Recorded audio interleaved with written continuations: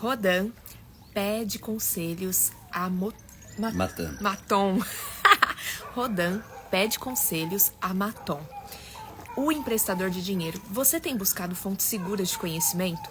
E ele disse, nós finalizamos o capítulo de ontem, da leitura reflexiva do livro O Homem Mais Rico da Babilônia, dizendo que Maton só empresta o seu dinheiro exigindo uma fiança, não é fiança, como ele fala aqui?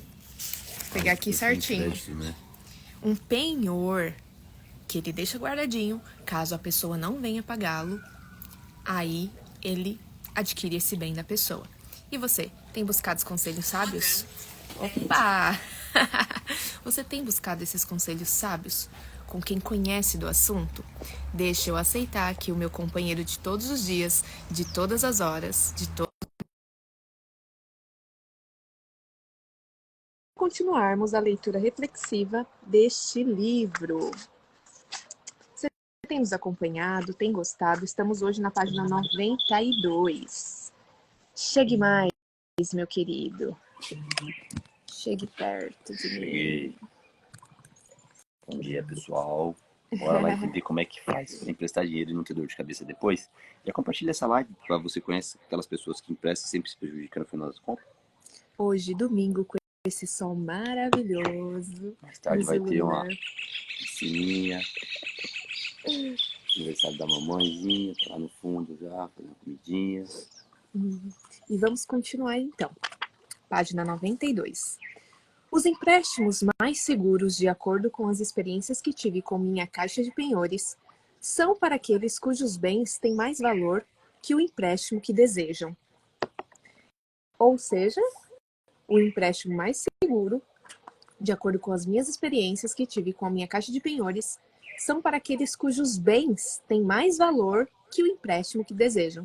Se eu quero 5 mil reais, eu deixo um carro de 20 mil reais de penhor. Caso a pessoa não pague 5 mil, Perdeu 20. perdeu 20.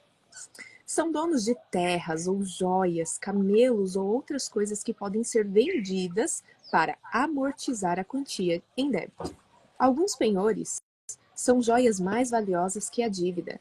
Outros são documentos estabelecendo que, em caso de não pagamento, o devedor passa automaticamente para o meu nome uma determinada propriedade. Fazendo empréstimos dessa natureza, asseguro-me quanto ao retorno de meu capital mais os rendimentos, pois o empréstimo está baseado no valor dos bens. Aí eu te pergunto, por que a pessoa não vendeu a joia? Às vezes não tem liquidez, né, na velocidade que precisa, né? Ou tem um valor inestimável, e aí a pessoa, eu quero tanto, essa joia é de família, era da minha bisavó, então eu deixo aqui guardada com ele, eu vou fazer esse dinheiro, vou pegar esse dinheiro com a liquidez mais rápida, com o agiota, e aí eu vou fazer mais dinheiro com isso, e depois eu recupero esse bem inestimável. E nesse caso não existia agiota, né? Era só o emprestador. É o Era emprestador. o banco. Vou pegar, tem um exemplo, e olha que loucura, que legal, né? Tinha um cara que chegou e entrou no banco. Aí quando a gente chegou no banco, né? Ele falou assim, cara, é o seguinte, eu preciso de 5 mil reais emprestado. Aí o banco, nossa, só que assim, eu não tenho nada, bom dia, Lisa. Eu não tenho nada pra dar aqui de penhor. Como é que faz? Ah, não, sem nada, não tem como a gente liberar. É o seguinte, aqui na frente do banco, eu estacionei uma Ferrari, ela vale 5 milhões. Eu preciso só de 5 mil. Aí o cara falou, caramba, peraí, conversou com o gerente, falou, negócio bom da bexiga, que não sei o que. Mas quem tem uma Ferrari de 5 milhões não tem 5 mil? Presta atenção na história, presta atenção na história. Quem tem dinheiro faz dinheiro, e quem sabe fazer dinheiro faz dinheiro com o dinheiro dos outros. Economiza dinheiro com o dinheiro dos outros. Aí, o cara falou, chamou já o gerente falou, opa, como assim, mano? O cara quer deixar a Ferrari em penhor nosso, se ele não pagar, nós vai ficar com a Ferrari. Ele aceita isso por 5 mil? Aceita. Falou assim, mano.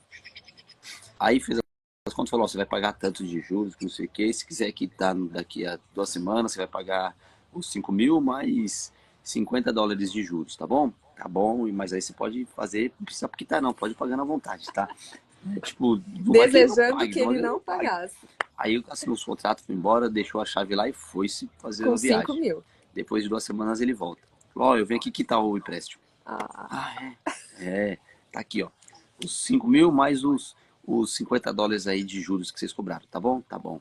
Aí os caras falaram, porra, mas diga uma coisa. Como é que um cara que tem uma Ferrari, ele pega emprestado e deixa um carro desse de pendura? Eu falo, cara, deixa eu falar uma coisa. Não é meu. Não, o carro é meu sim. É dele. Só que aonde aqui em Las Vegas, era em Las Vegas mesmo, Entendi. você vai conseguir estacionar o carro por $50. Por 2 semanas.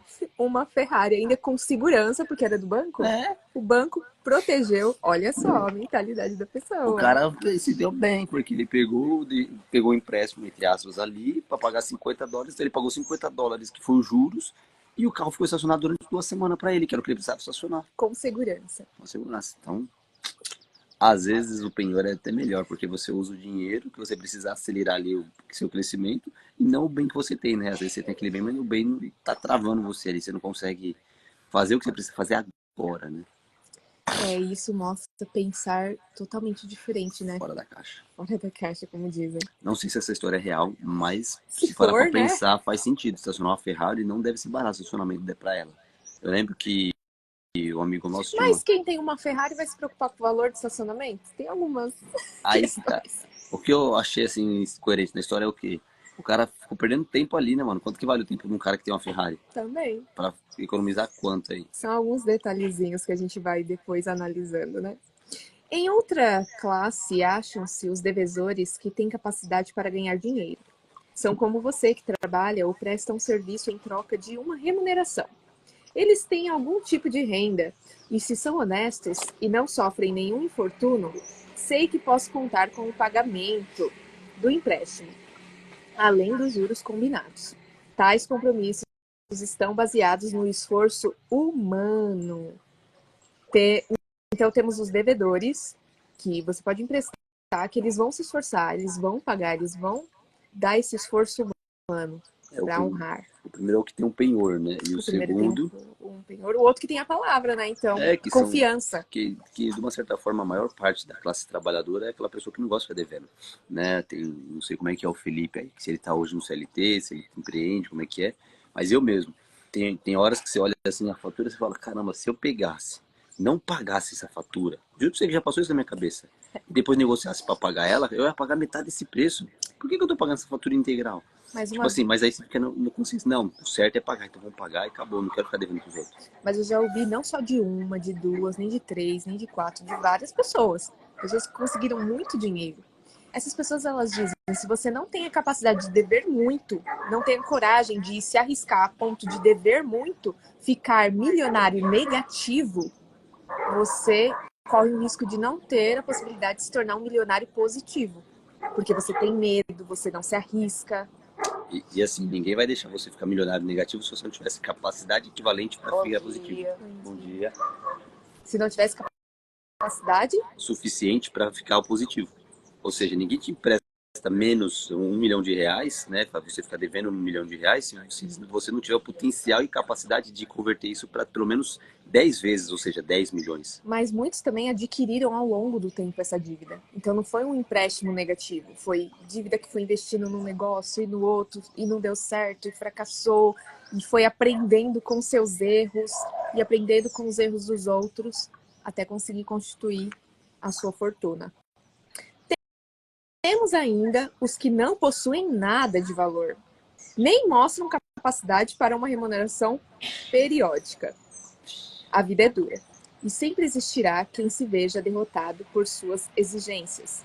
Os empréstimos que lhe faço, ainda que tenha o cuidado de estabelecer quantias mínimas, minha caixa de penhores poderá censurar-me pelos anos vindouros, a menos que tais quantias sejam garantidas por bons amigos desses devedores que os veem como pessoas honradas. Então aqui é o fiador.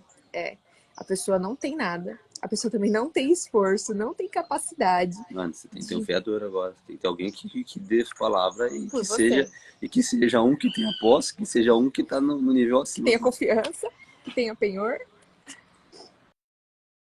Maton destravou o fecho e abriu a tampa. Roldan curvou-se avidamente para a frente. Que ele olhou para dentro, hein? No alto da caixa, uma echarpe cor de bronze descansava sobre um pano vermelho.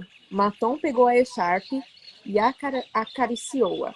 Isso ficará para sempre em minha caixa de penhores, porque o dono já passou há muito para a grande escuridão. Morreu.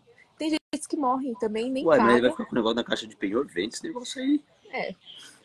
Continuo guardando esta garantia, mais como uma prova de sua própria recordação, pois ele foi um bom amigo. Fizemos muitos bons negócios, juntos até que, voltando de uma viagem ao leste, ele trouxe uma mulher para casar-se. Uma mulher bonita, mas não como as nossas. Uma criatura encantadora. Ele gastou todo o seu dinheiro para satisfazer os desejos dela. Meu Deus. Veio até mim em grande desespero quando já se achava numa situação deplorável. Discutimos o assunto, contei-lhe que o ajudaria a retornar seus próprios negócios. Ele jurou pelo grande touro que estava disposto a fazê-lo, mas não era o que estava escrito. Numa briga, ele enfiou-lhe uma faca no peito. Numa briga, ela enfiou-lhe uma faca no peito. Ela? Perguntou Roldan. Sim, claro, isto pertencia a ela. Ela apanhou o pano vermelho. Amargando um terrível remorso, a mulher atirou-se às águas do Eufrates. Esses 2 empréstimos nunca serão pagos. A caixa de penhores mostra-lhe, Roldan, que os seres humanos, sob a ação de fortes emoções, constituem um grande risco para o emprestador de dinheiro. Então, o casal, olha só essa história, o cara rico casou-se com uma mulher que não era da região, era uma mulher diferente, encantadora, linda. Aqui eu até arriscaria dizer que não tem a religião coerente também, porque na Nem só a Bíblia... religião, mas as crenças, os princípios, Exato. os valores iguais ao deles. E olha como a mulher pode tanto edificar quanto destruir um lar. Gastou tudo para satisfazer os desejos dela, para fazer o outro feliz. Não sendo o suficiente, lembra daquele de ontem, né? Se você pode ajudar a pessoa, desde que aqui você não vire o burrinho que carrega a pessoa. Este Ele virou começou o a burrinho carregar. que estava carregando. E aí, numa briga, numa emoção fervorosa, ele gastou tudo. Aí ele recorreu ao amigo emprestador de dinheiro e, ó, eu vou te ajudar, nós vamos conseguir. Mas muitos divórcios, muitas brigas acontecem por causa do dinheiro no relacionamento. E se você não tem um emocional forte, equilibrado, isso pode acontecer com você também. E aí, no calor, na emoção de uma briga, ela mesma enfiou-lhe uma faca no peito do homem que gastou tudo por ela. Todas as suas riquezas, as suas economias, seu dinheiro. E ela, desolada, deparando-se naquela situação, se jogou no rio. Né? Ou seja, nem ela esperava que chegaria ao fundo do poço daquela forma. Exatamente. Aqui, isso é diferente. Ele apanhou um anel de osso de boi. Isto pertence a um fazendeiro. Vai contar outra história. Agora do fazendeiro. Eu compro os tapetes de sua mulher. Os gafanhotos arrasaram-lhe a plantação. E eles ficaram sem comida. Ajudei o fazendeiro e quando houve a nova colheita, ele me pagou. Mais tarde ele voltou e me falou que estranhas cabras, numa terra distante, tal como as tinha descrito um viajante, animais que, pelos tão finos e macios, que deles se podem fazer tapetes mais belos que quaisquer outros já vistos na Babilônia. Queria trazer o rebanho, mas não tinha dinheiro. Assim emprestei-lhe o dinheiro para a viagem e para comprar as cabras. Agora sua criação já começou, e no próximo ano surpreenderei os nobres da Babilônia com os mais caros tapetes que sua grande fortuna pode comprar. Em breve devolverei seu anel. Ele insiste em me pagar imediatamente. Alguns clientes fazem isso? Perguntou Roldan. Se pedem para propósitos que lhe tragam de volta o dinheiro, sim. Mas se pedem por causa de suas imprudências, é preciso ter cuidado, pois você pode acabar ficando sem o seu dinheiro. Aí fica claro a diferença de alavancagem financeira para crescimento do negócio e alavancagem financeira para pagamento de dívida. A alavancagem para pagar dívida, sugiro tomar muito cuidado, porque isso daí quebra e quebra muito o peão. Agora, financeiro, para você crescer, você tem um negócio e você não consegue produzir mais. Preciso comprar um maquinário, uma máquina que vai fazer eu dobrar minha produção. Só que eu não tenho dinheiro para comprar essa máquina agora, eu não tenho 1 milhão para isso. Então eu me alavanco, pego o empréstimo de 1 milhão. Essa máquina, em 2, 3 meses de funcionamento, já se paga, eu pego esse dinheiro e pago o empréstimo que eu fiz. Antecipo, tiro taxa de juros, então isso daí é uma alavancagem financeira. E ela é algo boa e saudável. Agora eu vou me alavancar porque eu, vixe, não consegui dar conta de pagar as contas. Opa, Já muda toda a história, né? E aí, se você pagar todas as contas, você vai investir em quê? Vai continuar na mesma. Não vai ter dívidas, não vai ter o nome sujo, mas que provavelmente sujará novamente se não conseguir, né, fazer essa fonte de renda. a Nath aqui, ó, casal lindo, mandou pra gente aqui. Pessoal, vai comentando aí também o que vocês estão achando dessa leitura reflexiva, porque tá bem bacana e eu tô gostando. E agora aqui o sol tá pegando no meu rosto. Não sei se eu fico na sombra, fico no sol. Eu tô quase indo pra sombra, eu juro pra você que o sol tá rachando já aqui. Eu Fala... gostei disso aqui, a senhora ficou bem na minha frente, eu gostei disso. Fale-me sobre isto, solicitou Roldan, retirando da caixa um bracelete de ouro incrustado com joias de raro desenho. Me conta sobre esse bracelete. Qual é a história desse Legal, né? bracelete? Que não é só um objeto, né? Cada objeto tem uma história, né? É uma vida, né? Dá pra fazer um filme de cada história. Mas aí, cada um de nós temos um livro, né? Um filme dentro de nós, que só basta ser escrito, publicado, para ensinar outras pessoas. E só algum comentário dentro do que ela falou, que eu já escutei muita pessoa falando assim, cara, para de ser vítima, que não sei o que, você tá usando o papel de vítima. E você tem que assumir o seu papel de protagonista na sua vida. Deixa eu te explicar uma coisa. Não existe papel de pessoa que tem uma vida própria que não seja o protagonista.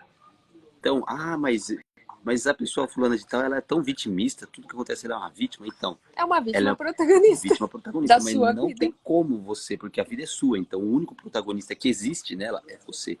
Não tem outro protagonista, não tem outra pessoa. Você pode ser uma vítima, você pode ser o herói, você pode ser o ladrão, você pode ser o que for. Só que na sua vida você sempre vai ser o protagonista herói, protagonista vilão, protagonista vítima. O protagonista que não quer assumir o papel de protagonista, que quer ficar cuidando da vida dos outros, mas mesmo assim ele é o protagonista, porque a história é sobre o nascimento dele, sobre a vida dele, sobre todo o decorrer dele aqui, né? Uhum. As mulheres agradam ao meu bom amigo, caçoou Maton. Ainda sou muito jovem, muito mais jovem que você, retorquiu Roldan. Concordo, mas dessa vez você está supondo uma história de amor onde ela não existe. A dona deste penhor é gorda, enrugada e tagarela o tempo todo, quase me levando à loucura. Houve um tempo em que ela e o marido tinham dinheiro e eram bons clientes, mas as coisas começaram a dar errado para o lado deles. Ela tem um filho a quem gostaria de tornar um comerciante. Assim me procurou e pediu-me dinheiro emprestado, para que o filho pudesse entrar como sócio do líder de uma caravana de viajantes com seus camelos. Negociando numa determinada cidade, o que comprava em outra. Esse homem revelou-se um tratante, pois deixou o pobre do rapaz perdido numa cidade longínqua, sem dinheiro nem amigos, dando fora enquanto ele dormia. Talvez ele me pague quando for adulto.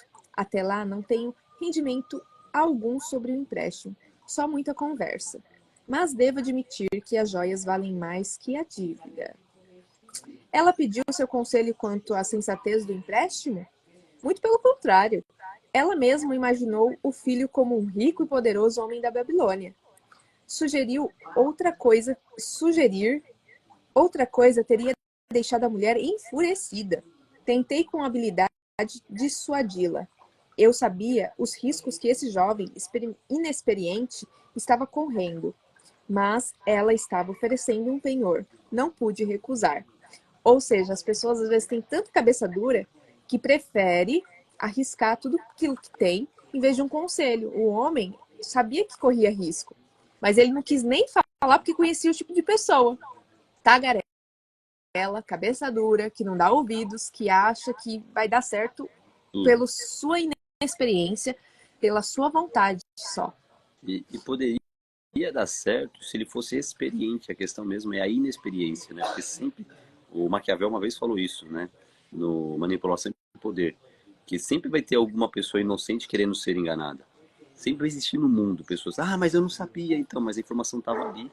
Os sinais estavam escancarados. Lembra quando a gente estava lendo lá no comecinho o filho do Arcade, que ele começou para a caravana? Eu falei, meu, isso daí eu não sei o que vai acontecer na história, mas tá com a cara de que vai dar errado.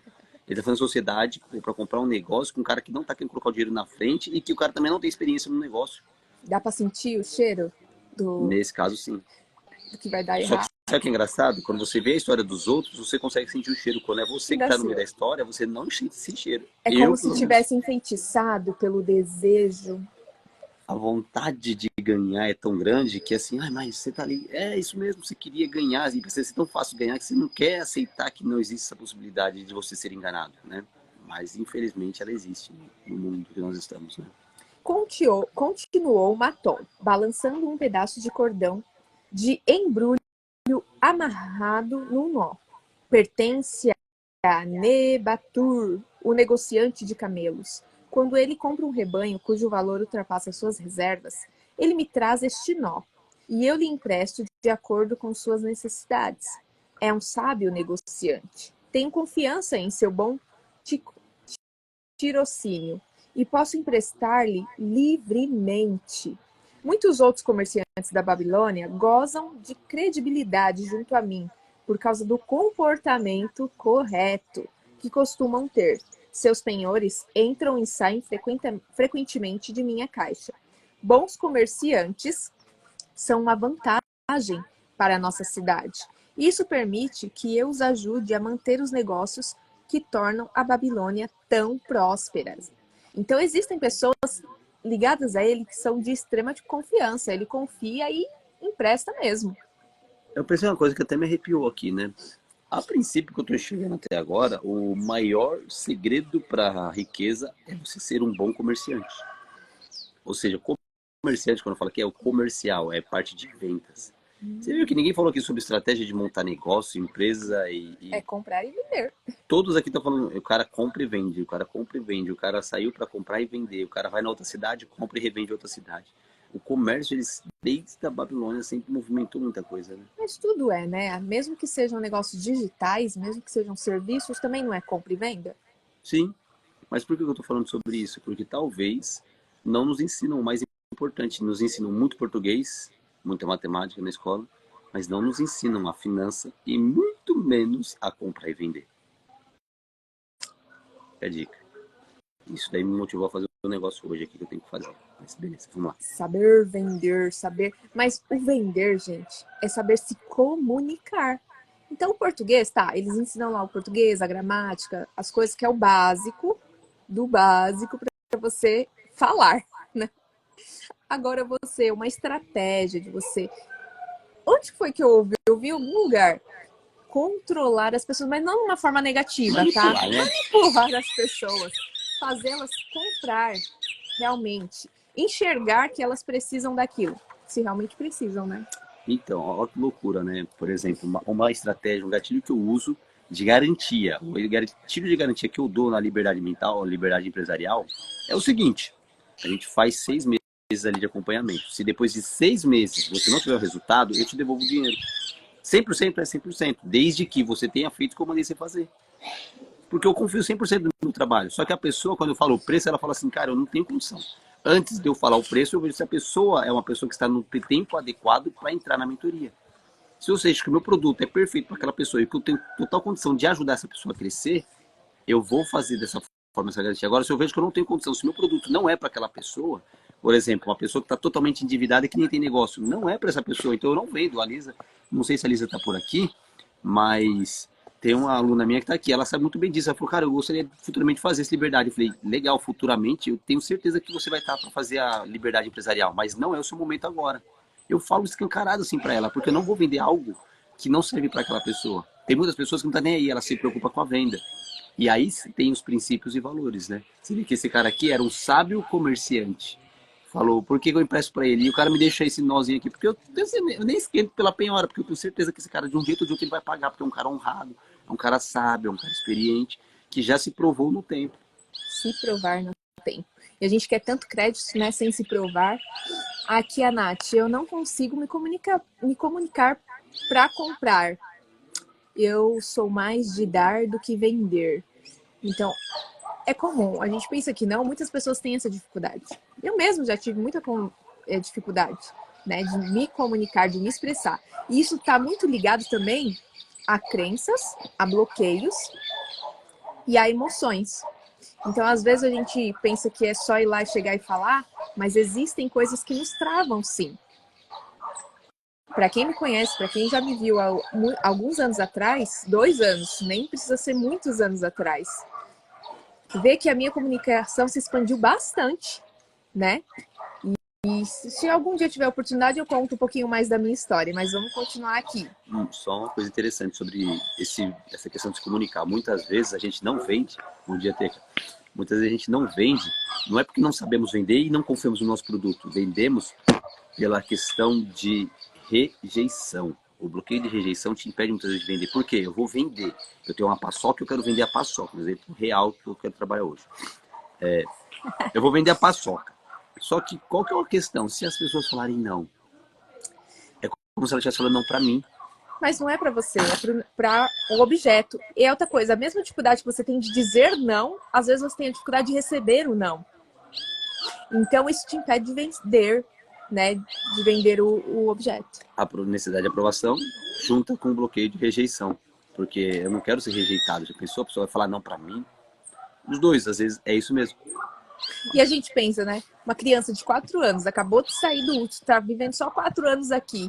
E já tem essa, ai, tô com vergonha, eu não quero falar, eu não quero vender, eu prefiro dar do que ter que negociar. Cadê a pranchinha? Tá? Meu filho ontem ele pegou umas flores assim, tava Eu numa pranchinha tirei. dele.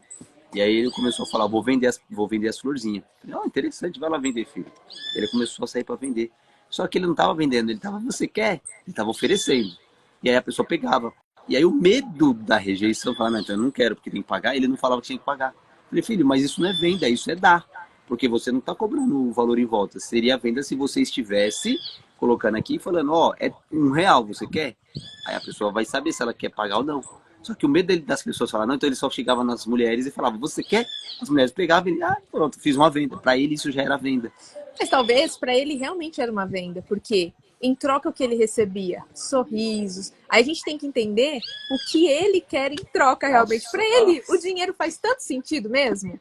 Ou será que um sorriso, ser bem tratado, ser bajulado, para ele seja uma troca, né? Como que era feito antigamente? Não era só dinheiro que se usava, eu trocava o meu arroz pelo seu feijão. É um escândalo, né? Faz sentido. E já estamos chegando no final deste dia, porque amanhã estaremos novamente às 6h30 com essa leitura reflexiva do homem mais rico da Babilônia. E deixa eu me achar aqui, vai falando alguma coisa que eu me perdi aqui. Então, gente, se você tem esse bloqueio aí de vendas, fica tranquilo porque 99% das pessoas que eu conheço também tem essa dificuldade. São poucas as pessoas que se sentem à vontade para vender. A estratégia que eu uso muitas vezes para vender, para você já se avisa, tá? É o quê? É o identificar o que o cliente precisa e vender. Então eu só vou trabalhar com a ética e princípios de verdade, porque aí eu já sei que se a pessoa disser não, ela disse não por uma coisa que era melhor para ela. Sim, e nem todo mundo está disposto a comprar o seu produto mesmo. Tem pessoas que não precisam dele, né? E a gente tem que entender isso. E aqui ele falou bem no finalzinho do que eu li, que ele fazer esse tipo de negócio com pessoas que vão realmente pagar, que são pessoas de confiança, é bom até para a cidade, porque é esse giro do capital, né? A pessoa vai lá, investe, traz para a cidade, valoriza a cidade, traz mais pessoas para virem comprar na cidade, então automaticamente vai aumentando o lucro de todos, dos Sim. comerciantes, dele que empresta. Então é bom para todo mundo. Eu não lembro para quem que eu falei isso, que eu falei assim, imagina que o que você fornece hoje vai aumentar em 10 vezes. Quantas famílias a mais vão ser impactadas por você estar fazendo isso para tantas pessoas maiores? Foi pro Júnior Patati na mentoria. Uhum. Deixa eu só tirar um print aqui. Dá um sorriso aí. Tá saindo não aí, tá tudo escuro. Tá escuro, mas dá pra ver, né, gente? E agora eu vou finalizar só com essa frase aqui, ó. Estamos na página 95. Maton apanhou um besouro feito de turquesa e atirou-o desdenhosamente ao chão. Que história será que traz este besouro? Esse cara velho. é uma história amarga, pelo visto. Não foi uma coisa boa que deve ter O cara acontecido pegou, jogou no chão. desdenhosamente. O cara deve ter sido sem vergonha. Mas vamos fazer o quê, né? Mas amanhã nós saberemos, continuaremos a história do próximo capítulo, né? Show de bola, então. E agora nessa atmosfera aqui, com tudo que a gente leu, qual o sentimento que nos traz? Que podemos agradecer ou refletir, né? Vamos lá, meu Papai amor. do céu, vamos fechar os nossos olhos. Quem puder fechar, é claro, né? Como é bom respirar fundo. Vamos agradecer pelo oxigênio. Obrigado, Pai. Obrigado, Deus. Obrigado, Jesus. Obrigado, Divino Espírito Santo. Porque o Senhor é bom. Obrigado pelo seu amor, pela sua graça, pela sua misericórdia. Obrigado por esse dia maravilhoso. Obrigado pelo sol, pelo cantar dos passarinhos. Obrigado pelo barulho da água. Obrigado pelo dia 6 que minha mãe está falando. Obrigado por tudo, Pai. Obrigado pelas nossas vidas. Nós queremos te pedir que nesse dia de domingo, cada uma das pessoas que estão aqui nessa live possam entender que cada objeto que elas possuem conta uma história. Uma história de vida, uma história de superação. E eu quero te pedir, Pai, que o Senhor dê para cada uma dessas pessoas o dom da venda. O dom de convencer e persuadir, mas de forma justa e honesta. Lembre-se que nesse livro ele fala muito sobre isso. Nós vamos ensinar os princípios para enriquecer para pessoas boas. Então, que as pessoas que estão acompanhando essa live, elas consigam aplicar de forma íntegra, de forma honesta, na vida delas, os conceitos para enriquecimento e que elas consigam não só crescer, mas multiplicar 1 para 10, 1 para 50, 1 para 100 vezes a vida que ela leva hoje de coisas boas e multiplicar também na vida de outras pessoas. Que essas pessoas sejam canais de transformação, de vida e de graça para milhares e milhares de pessoas, Pai. Eu te peço a sabedoria para que essas pessoas possam alavancar de forma inteligente os negócios dela. E se tiverem com algum problema financeiro, que elas possam ter sabedoria, discernimento e prudência para administrar de forma a conseguir sair da forma mais rápida e menos dolorosa possível dessas dívidas e começar a criar um capital na vida delas. Tudo isso eu te peço em nome do seu Filho Jesus. Amém. Obrigado, galera, pela presença de vocês aí. Semana que vem, no caso amanhã, estamos de novo, viu? Até amanhã. Tchau, tchau. Beijo. Tchau.